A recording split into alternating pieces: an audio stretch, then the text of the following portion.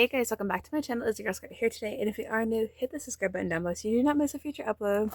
And today's video is going to be a continuation of my new series, but today we're going to be doing the Ultimate Carpenters Superfan Tag. So if you guys know, between ABBA and the Bee Gees, the Carpenters were my first love when I turned 14 in 2016. So without further ado, let's just see what these questions are for a superfan. Okay, so I printed them off because I didn't really want to bring my computer in here to have myself look at the computer for the tag questions. So the first question is, when did you first discover the Carpenters? So I was introduced to the Carpenters in the fall of 2015. I think I've said this in a couple of my videos. My mom had ordered the Carpenters 69 to 81 CD from Publishers Clearinghouse. If I can remember, if I'll add a picture here. It's the one from the Rolling Stones photo shoot. That's the one that she had or has somewhere still. I know there's one that has them from like 81 on the cover. We've never had that copy. Anyways, and at first I told my mother that they didn't know how to play music. I was 13, gonna be 14. I don't know what I was saying. And then by January and February of 2016, because my mom had that CD in the car and we'd like, when we go shopping, whatever, she'd play it. I got totally obsessed with the Carpenters' voice, like Karen and Richard's voices, the arrangements Richard did. And by June of 26, early June, late May of 2016, I ended up watching the Karen Carpenter story from 1989. I know there's a lot of controversial opinions about it, but if it wasn't for that movie and Cynthia Gave and Mitchell Anderson's performance of Karen and Richard, I would probably not be the Carpenters fan I am today. So that is how I discovered the Carpenters. Number 2, which song made you realize how special Karen Carpenter's voice was? Probably either on We've Only Just Begun or Rainy Days and Mondays.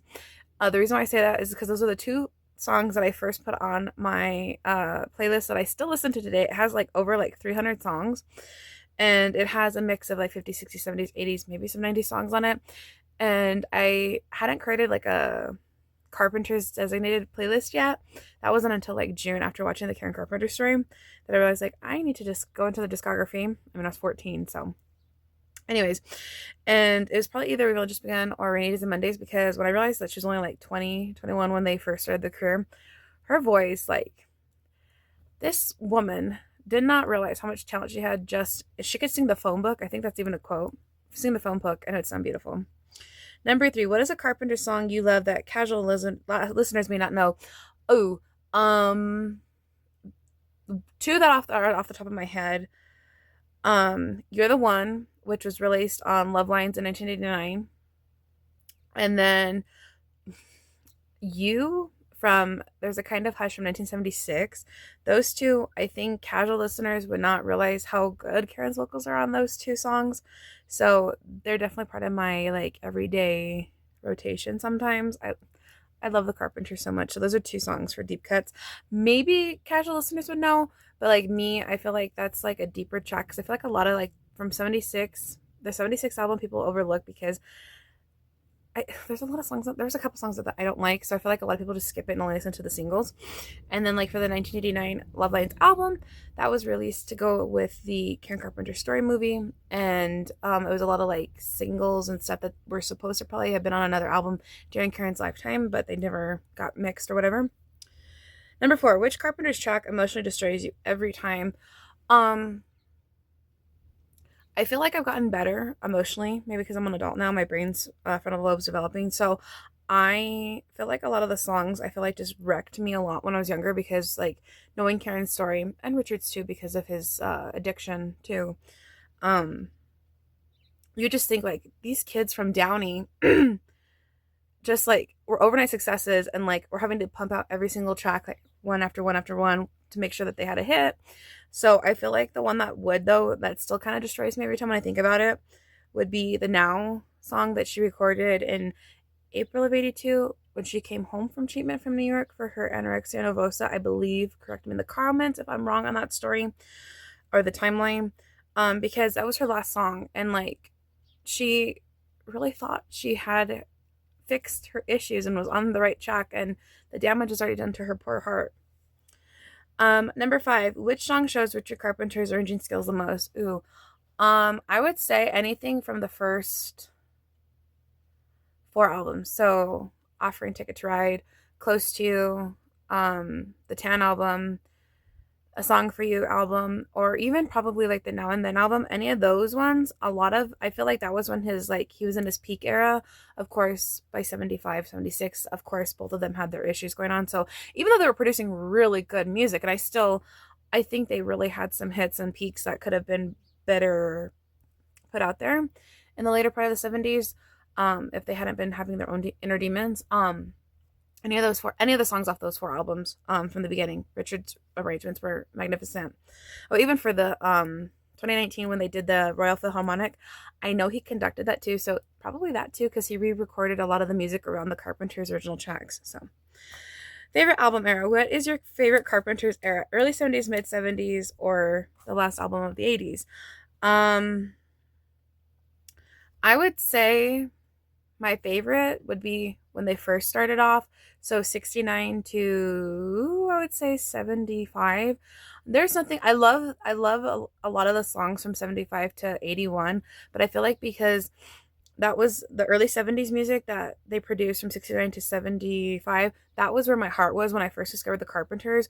So a lot of it takes me back to when, like, I was like a teenager, as funny as that sounds because I'm only 24, and just how much I just fell in love with the Carpenters music. And like, oh, I wish I was a teenager in the 70s.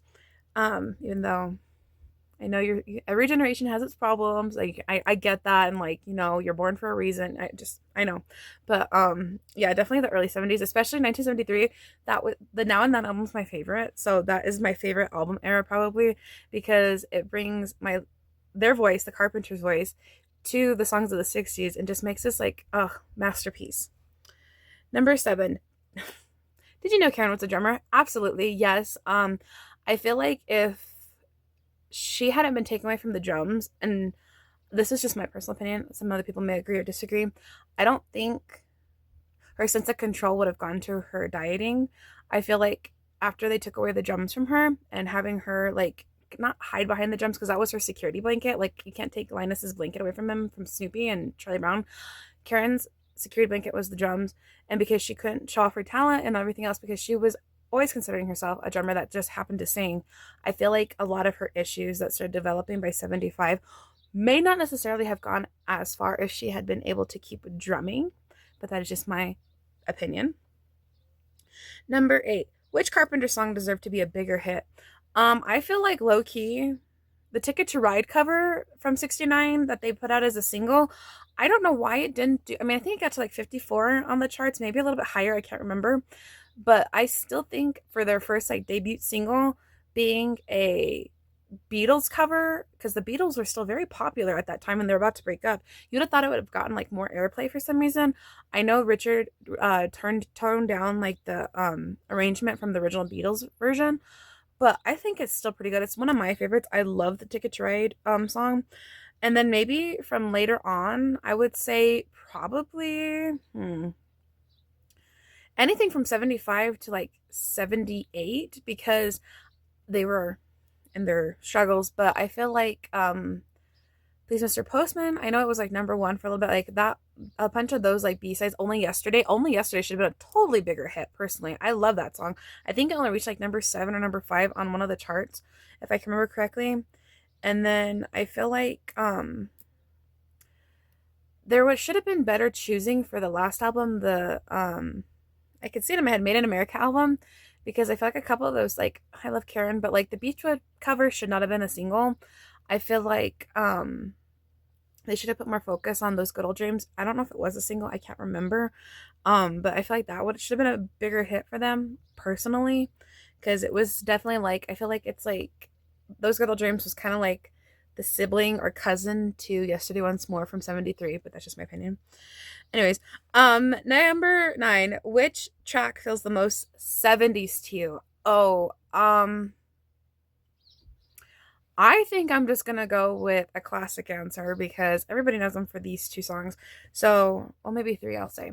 So, the most 70s song, Feeling of the Carpenters, would be Close to You. Absolutely. Number 1 song of summer of 1970. I don't know how it did not end up being Song of the Year, coming under Simon and Garfunkel that year. I would say We've Only Just Begun, because that song is still played at weddings today. So I feel like that really sets the tone of how important the Carpenters were in the 70s.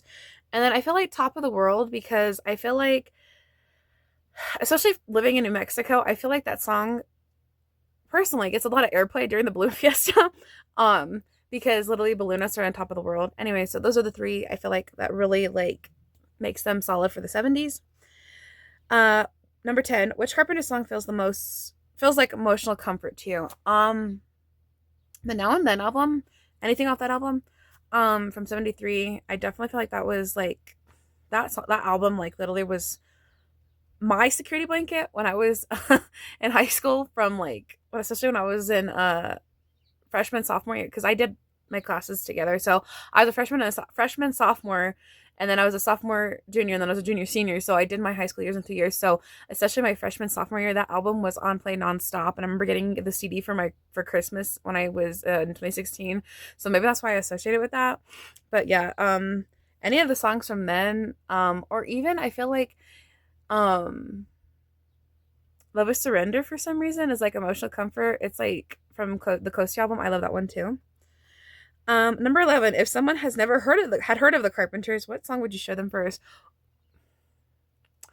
I wouldn't do any of their singles, because their singles are kind of cheesy and like romantic. Like, you think of the Carpenters, their brother sister duo singing love songs together. I mean, no different than Donnie Marie, and like there's a countless other people that were brother and sister duos. But I would probably deep dive into like a super like B-side cut. So maybe, like I said earlier in the video, You're the One. That one, Samantha actually introduced me to that song. That one is really like shows Karen's vocals off really good. Solitaire would be another one I would probably show them. And then probably Happy from the Horizon album. One of those three would definitely be one of the ones I would show. And then number 12, if you could only keep one Carpenter song for the rest of your life, which one would it be? Oh my gosh. I love Speeches. I literally don't know, because like without the Carpenters, I would not be the person that knows like a bunch of stuff about the 70s today. So to have one of their songs like for the rest of my life would be very, very hard to like have only one of them, because like all of them have a different meaning to me and different part of my life so far. Um, ooh, anything, oh, okay, well, is this cheating? Because I want to say like one that I would like to have. It was their Backrack Hal David medley from the Tan album. At least I'd have like 4 or 5 different songs mushed up, even though they're covers of Hal David and Burt Bacharach songs. I think his name Hal David. Is his name Hal David? I don't know if I'm saying that wrong now. But the medley that's on the Tan album, is that considered cheating? Because then I have a bunch of their songs mushed together. But that is all the questions for the Ultimate Carpenter Superfan Tag. If you made it this far in this video, thank you guys so much for watching this new music tag on my channel. If you guys want to see more of these, let me know in the comments below. Give this video a big thumbs up. I did a Bee Gees one a few weeks back. This is the Carpenters one.